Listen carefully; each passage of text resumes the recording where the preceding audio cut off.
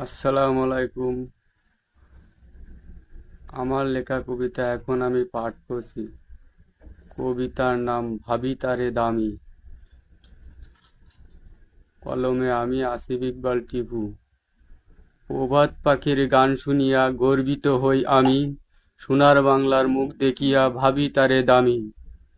কি অপরূপ সোনার বাংলা, নাই তার কোনো তুল্য।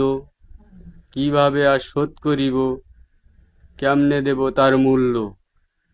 হিন্দু মুসলিম মিলে মিশে বাস করি এই দেশে, একে অন্যের সুখে দুঃখে যাই যে কেঁদে হেসে। আসসালামু আলাইকুম। আমার লেখা কবিতা এখন আমি পাঠ করছি।